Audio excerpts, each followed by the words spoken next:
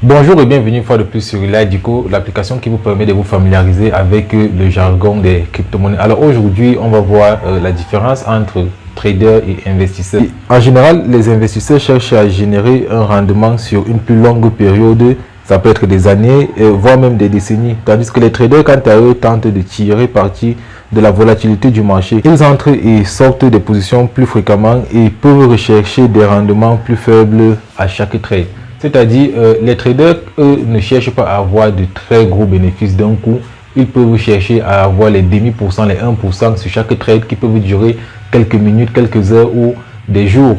Tandis que les investisseurs, eux, vont plutôt chercher à investir de l'argent et la plupart du temps, les investisseurs vont investir beaucoup plus énormément de capital par rapport au trader.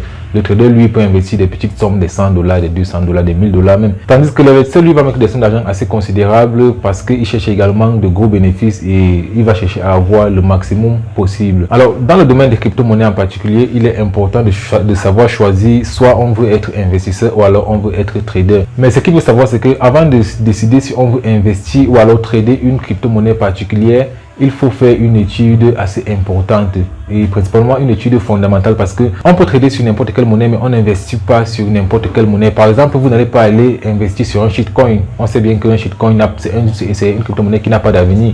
Par contre, une crypto-monnaie telle que le Bitcoin, on peut bien faire une étude et être sûr que si j'investis de l'argent sur le Bitcoin, par exemple, d'ici quelques années, 5, 10 ans ou 3 ans, 4 ans, en fait, en fonction de l'étude que nous aurons faite, on peut deviner déjà quel pourcentage qu'on pourrait se faire.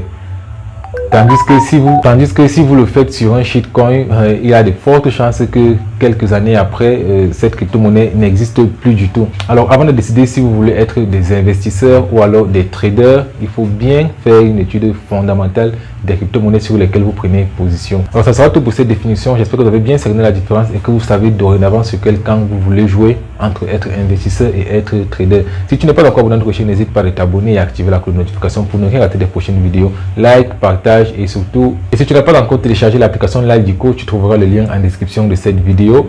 Partage avec le maximum de personnes. C'est ce qu'on dit chez nous, l'argent, c'est le nerf de la guerre.